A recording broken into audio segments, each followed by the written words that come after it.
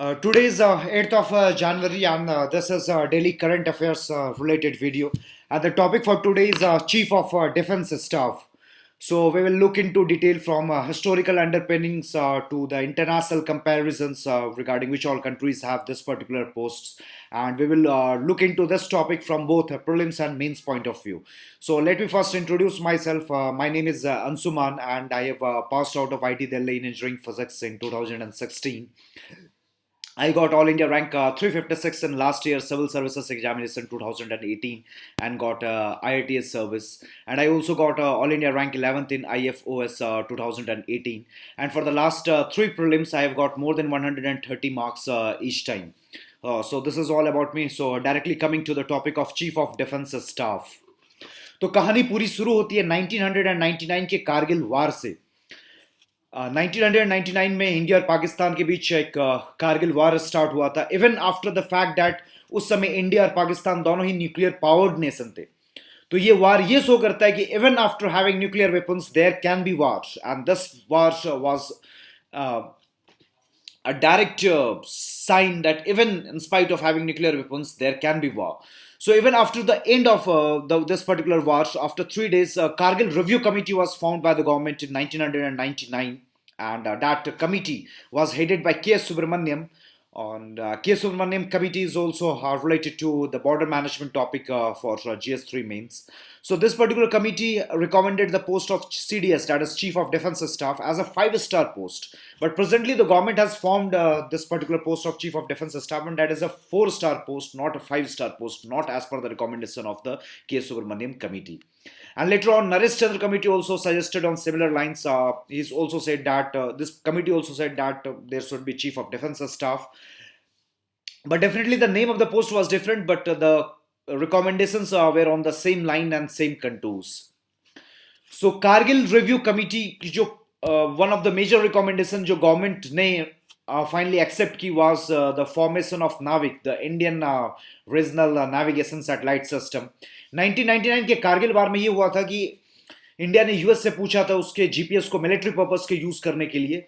Definitely उसमें हुआ ये कि यूएस ने मना कर दिया. So definitely Kargil review committee ने बोला that India should be having its indigenous navigation satellite system, so that कि स्ट्रेटेजिक पॉइंट ऑफ व्यू से अगर वार का टाइम हो तो डेफिनेटली वो जीपीएस जो इंडिया का अपना जीपीएस होगा उसको इंडिया मिलिट्री पर्पस के लिए यूज कर सकता है. So definitely this was one of the major recommendation and government formed नाविक, and this I will say the creation of the post of Chief of Defense Staff is the second major recommendation that has been accepted by the government.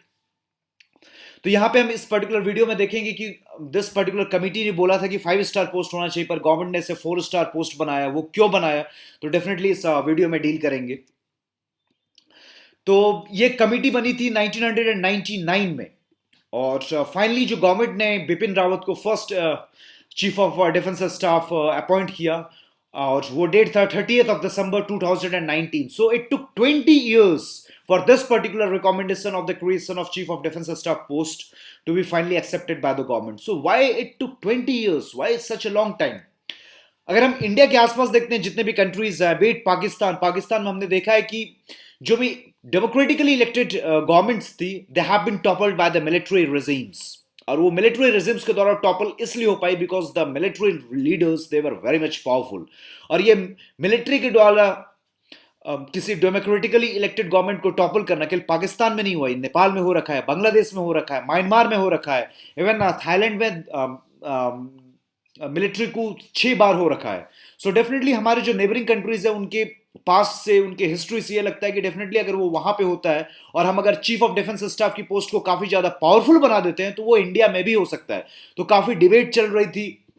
तो definitely अब chief of defence staff की अगर हम post create करेंगे तो definitely वो army, navy और air force के बीच में कोऑर्डिनेशन तो क्रिएट करेगा ही करेगा. So definitely chief of defence staff की पोस्ट तो रिक्वायर्ड है, पर डेफिनेटली अगर चीफ ऑफ डिफेंस स्टाफ है वो he is slightly above the 3 heads of army, navy and air force, तो डेफिनेटली वो पोस्ट काफी पावरफुल हो जाती है. He can be able to topple the let's say functioning government of the country. तो हमको let's say chief of defence staff की post create भी करनी है, पर इतनी भी पावरफुल नहीं बनानी है सच दैट कि हमारी जो डेमोक्रेसी है that can come at stake. So definitely ये काफ़ी डिबेट डिस्कशन इस टॉपिक पे होना था, तो डेफिनेटली इस पर्टिकुलर चीज़ में टाइम तो लगेगा. सो एज अ रिजल्ट आप कह सकते हैं कि 20 साल फाइनली लग गए इस particular recommendation of Kargil review committee को फाइनली गवर्नमेंट को एक्सेप्ट करने में. और ये भी कहा जा सकता है कि 1999 से जो गवर्नमेंट थी वो कोलिशन गवर्नमेंट थी अप टिल 2014. सो कोलिशन गवर्नमेंट के लिए इतना ज़्यादा बोल्ड एंड डिसाइसिव स्टेप लेना काफ़ी ज़्यादा डिफिकल्ट हो जाता है, बिकॉज कॉमन मिनिमम प्रोग्राम के तहत ये स्टेप कवर होगा कि नहीं होगा, उसमें भी काफ़ी ज़्यादा कवर करने में कॉमन मिनिमम प्रोग्राम के तहत कोलिशन गवर्नमेंट को इस टॉपिक सीडीएस के टॉपिक को कवर करने में काफ़ी डिफिकल्टी होती है. So, Abhi, with a single party at the center and a strong government in the center, the government took such a decisive step of creating the post of Chief of Defence Staff. But definitely, government ने ये ensure किया है कि जो Chief of Defence Staff की post है, he should not be that much powerful, so that he could be toppling the democratically elected government in the country. अब वो कैसे इंश्योर किया गया है? कारगिल रिव्यू कमेटी ने बोला था कि the CDS should be a five star post, but the government created it as four star post. हमारे जो नेवी के हेड होते हैं, आर्मी के हेड होते हैं, एयरफोर्स के हेड होते हैं, दैट इज ऑल्सो 4-स्टार पोस्ट. और चीफ ऑफ डिफेंस स्टाफ भी 4-स्टार पोस्ट ही है.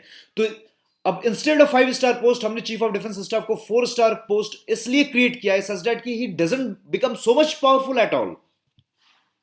और उसके साथ हम आगे भी देखेंगे कि कैसे वो उतने भी ज्यादा पावरफुल नहीं है. तो उससे पहले बेसिक्स देख लेते हैं कि चीफ ऑफ डिफेंस स्टाफ आखिरकार उनका रोल क्या होगा, वो काम क्या करेंगे. चीफ ऑफ डिफेंस स्टाफ होने से पहले there used to be chief of staff committee, और उसके एक हेड हुआ करते थे. और उसके हेड आइदर आर्मी के हेड होते थे, मिलिट्री आर्मी के हेड होते थे, चाहे नेवी के हेड होते थे, चाहे एयरफोर्स के हेड होते थे, और वो रोटेशन बेसिस में होते थे. तीनों सर्विसेज के हेड रोटेशन बेसिस पे इस चीफ ऑफ स्टाफ कमेटी के हेड हुआ करते थे. But with Chief of Defence Staff coming into the picture, Chief of Defence Staff will be acting as permanent head of the Chief of Staff Committee. कुछ news का ये कहना है कि Chief of Staff Committee अब खत्म हो जाएगी after CDS has come into picture, but definitely Chief of Staff Committee खत्म नहीं होगी. वो it will still be functioning, and CDS, that is Chief of Defence Staff, will be acting as permanent head of the Chief of Staff Committee. और एक नया department create किया गया है मिनिस्ट्री ऑफ डिफेंस के तहत, that is the department of military affairs, and chief of defence staff will be acting as secretary to the Department of Military Affairs. जब Chief of Defense Staff is acting as permanent head of Chief of Staff Committee, then he is ensuring that there is coordination and more jointness between the three services of military. And when he is acting as Department of Military Affairs, then he is playing the role of a bureaucrat. He is acting as a single point of advice to the political executives like the Prime Minister or the Defense Minister. So this is the dual role. और chief of defence staff की post को create करने से पहले ministry of defence में 4 department हुआ करते थे. Department of defence, department of defence production, department of defence research and development, and department of ex serviceman welfare. And after the creation of chief of defence staff, because he will be acting as secretary to the department of military affairs, a new department, that is the department of military affairs, has been created as the 5th department under the ministry of defence. तो ये total अब 5 department हो जाएंगे. अब पांचों department के बारे में हल्का सा देख लेते हैं. Department of ex serviceman welfare, ये आपको आसानी से पता चल रहा होगा. जो भी एक्स सर्विसमैन है, रिटायर्ड है, उनके वेलफेयर, उनके पेंशन से रिलेटेड ये डिपार्टमेंट देखता है. ये डिपार्टमेंट के अंदर डीआरडीओ आता है. ये डिपार्टमेंट के अंदर ऑर्डिनेंस फैक्ट्रीज आते हैं. डीआरडीओ किसी भी पर्टिकुलर रॉकेट्स को प्रोड्यूस नहीं करता है, वो केवल रिसर्च करता है, मॉडिफाई करता है. प्रोडक्शन का काम ऑर्डिनेंस फैक्ट्रीज का आता है, जो डिपार्टमेंट ऑफ डिफेंस प्रोडक्शन के तहत आता है. अब ये डिपार्टमेंट ऑफ डिफेंस और डिपार्टमेंट ऑफ मिलिट्री अफेयर्स आपको देखने से सिमिलर लग रहा होगा. Department of defence is headed by defence secretary. So secretary to the department of defence is also the secretary to the ministry of defence. तो सबसे ज्यादा दबदबा होता है डिपार्टमेंट ऑफ डिफेंस का. और ये डिपार्टमेंट ऑफ मिलिट्री अफेयर्स तो मैंने बता दिया, CDS will be acting as secretary to the department of military affairs. तो ये जो डिपार्टमेंट ऑफ डिफेंस है, इसके सेक्रेटरी मिनिस्ट्री के भी सेक्रेटरी होते थे, मिनिस्ट्री ऑफ डिफेंस के भी सेक्रेटरी होते थे, तब भी होते थे और अब भी होंगे. तो डेफिनेटली जो सीडीएस है will be acting under the defence secretary, means secretary to the Department of Defense also and secretary to the Ministry of Defense also. So CDS is under the Defense Secretary of the country. So definitely government ने जो CDS की post create की है उसको इतना भी ज्यादा powerful नहीं बनाया, because he is under the defence secretary of the country. और सिविल मिलिट्री रिलेशनशिप यहां पे कायम है सच दैट मिलिट्री अब उतनी भी ज्यादा ओवर पावर्ड नहीं है, because CDS is still acting under the defence secretary of the country. और उसके अलावा कुछ मिसलेनियस टिडबिट्स देख लेते हैं from prelims point of view. He is having the rank of secretary because he is will be acting as secretary to the department of military affairs. He is 4-star general. not a 5-star general as recommended by K. Subramaniam committee. He will come under RTI. Prelims में definitely UPSC will delve into deeper details. और 4 star है 5 star है हर किसी को पता होगा वो RTI के तहत आता है कि नहीं आता बिकॉज सिक्योरिटी पॉइंट यहाँ पे इन्वॉल्व है तो आरटीआई के तहत नहीं आना चाहिए but he will come under RTI. He will not command the 3 heads. He is also a 4-star general and the heads of the 3 services are also 4-star generals. So definitely दोनों का rank बराबर है. सो जो army का head है उनको command नहीं करेगा सीडीएस, नेवी के हेड को भी कमांड नहीं करेगा, एयरफोर्स के हेड को भी कमांड नहीं करेगा. जो हमारे ब्रिटिश रिजिम के दौरान होता था जब ब्रिटिश का शासन ब्रिटिश की हुकूमत होती थी तो there was commander in chief. That commander in chief used to command the heads of all the 3 services, that is army, navy and air force. लेकिन यहाँ पे CDS will not command the 3 heads of the 3 services. This is very much important. और इससे ये ensure होता है कि CDS की पोस्ट काफी ज्यादा पावरफुल भी नहीं हो जाए. And definitely he will be having advisory role in the nuclear command authority. This is important from the prelims point of view कि अगर कोई statement अगर इस लाइन में आ जाए. डेफिनेटली हम एनालाइज कर लेंगे from mains point of view कि क्या प्रॉस है regarding creation of the post of CDS. Definitely there will be jointness among the 3 arm forces. जब भी कोई वार हुआ है बीट विद पाकिस्तान और चाइना तो हमने देखा है कि अगर नेवी और एयरफोर्स के बीच में अगर कॉपरेशन या फिर आर्मी और एयरफोर्स के बीच में अगर कॉपरेशन और भी ज्यादा स्ट्रेंथनेड होता और भी ज्यादा स्ट्रांग होता तो डेफिनेटली हम वार में काफी ज्यादा अच्छा परफॉर्म कर सकते थे. तो डेफिनेटली ये सीडीएस इंश्योर कर सकता है that there is better cooperation jointness among the 3 services of military. ये तो हो गया from strategic point of view. From economic point of view देखिए तो आप ये देखते होंगे कि नेवी ने भी तेजस खरीदा, एयरफोर्स ने भी तेजस खरीदा. जब लेट से अगर वार लड़ना है तो तेजस को यूज करना है तो डेफिनेटली नेवी भी खरीदे एयरफोर्स भी खरीदे उसका सेंस नहीं बनता है. तो इकोनॉमिक पॉइंट ऑफ व्यू से अगर सीडीएस की पोस्ट क्रिएट होती है तो अगर और भी ज्यादा जॉइंटनेस आता है between the 3 services of the country तो maybe there will be reduce duplication in purchasing of arms ammunition and other equipments. So अगर रिड्यूस डुप्लीकेशन होगा तो इकोनॉमिक पॉइंट ऑफ व्यू से ज्यादा कॉस्ट इफेक्टिवनेस आएगा regarding defence purchases. And definitely CDS will be acting as single point of advice to political executives and that is why a Department of Military Affairs has been created. पहले क्या होता था कि Prime Minister and Defense Minister he had to listen to all the 3 heads of the 3 services but now he will be listening only to CDS and CDS will be listening to the 3 heads of the 3 services. यहां जो major cons था कि ये कह रहे थे जैसे जो चीफ ऑफ स्टाफ कमेटी थी उसमें भी होता था जो हेड्स होते थे वो तीनों सर्विसेज के हेड्स रोटेशनल बेसिस में वहां पे चीफ ऑफ स्टाफ कमेटी के हेड्स के रूप में काम करते थे. तो ये इंश्योर इसलिए किया गया था कि सच दैट कोई भी टसल नहीं हो तीनों सर्विसेज के बीच में. तो मे बी ये कहा जा रहा था कुछ एक्सपर्ट के द्वारा कि maybe there can be tussle between the 3 forces की finally chief of defence staff किस फोर्स को रिप्रेजेंट करेंगे, वो किस फोर्स से ऊपर उठ के आएंगे. मे बी हो सकता है कि अगर वो जिस भी फोर्स से ऊपर उठ के आए तो उस पर्टिकुलर फोर्स को ज्यादा तवज्जो मिले, थोड़ा उनका बायस हो उस पर्टिकुलर फोर्स के प्रति. तो डेफिनेटली फाइनली तो ये गवर्नमेंट का स्टैंड होगा क्योंकि appointments committee of the government will be finally appointing the chief of defence staff. और अपॉइंटमेंट कमिटी जो गवर्नमेंट की होती है उसमें प्राइम मिनिस्टर होते हैं और होम मिनिस्टर होते हैं and that appointment committee has appointed Bipin Rawat as the first chief of defence staff.